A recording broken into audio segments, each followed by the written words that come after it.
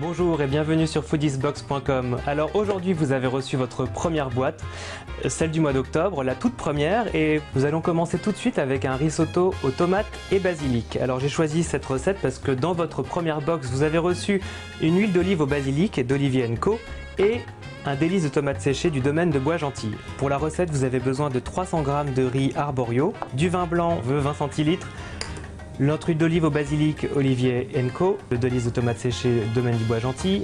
On va prendre des tomates fraîches, des échalotes, du basilic et du bouillon de légumes. Alors là c'est du bouillon qu'on peut faire soit maison ou alors on achète des cubes qu'on met dans 1 litre d'eau.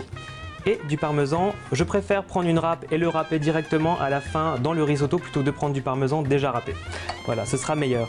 On va tout de suite commencer en mettant de l'eau à chauffer, de l'eau à bouillir. On va éplucher les tomates et pour ça, on va inciser légèrement les tomates en dessous et on les plonge dans l'eau bouillante vraiment quelques secondes, c'est à peu près 20-30 secondes.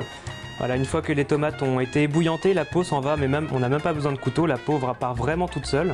Et on a nos tomates, on va juste enlever également l'endroit où il y a la petite queue de la tomate. On va prendre les échalotes, on va les éplucher également, alors cette fois on y va avec un couteau. Et on va enlever toute la peau.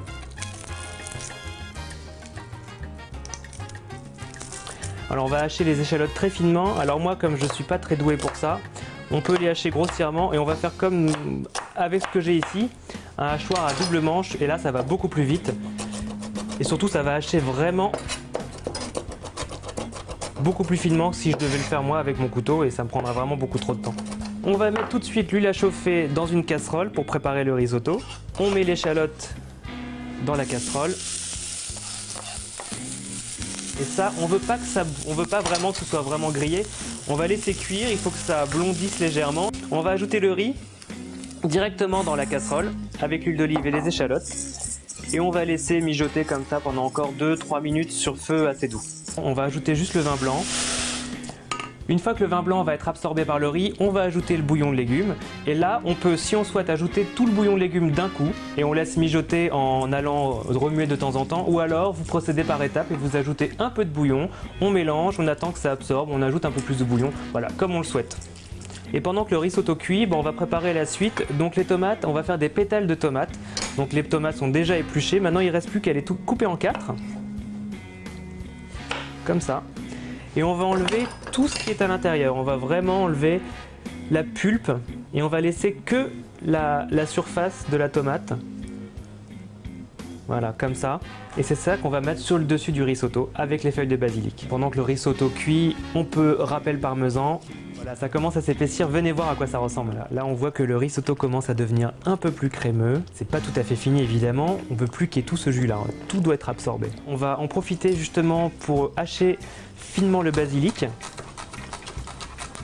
Voilà, le risotto est quasiment terminé. Donc, on va pouvoir ajouter le basilic fraîchement haché. On va ajouter également le délice de tomates séchées du domaine de Bois-Gentil que vous avez reçu. Et on va ajouter le parmesan. Voilà. Et là, je peux vous dire que ça sent déjà très très bon. Voilà, donc le risotto cette fois est terminé. Il n'y a plus qu'à le présenter. Donc dans les assiettes, vous versez le risotto. On va mettre dessus les pétales de tomates, un peu de basilic frais. Voici. On va mettre quelques feuilles de basilic. Et à la fin, on peut arroser d'un filet d'huile d'olive au basilic, mais alors vraiment un tout petit peu. Et si vous voulez, une dernière touche de parmesan. Et voilà, c'est terminé. Le risotto tomate basilic.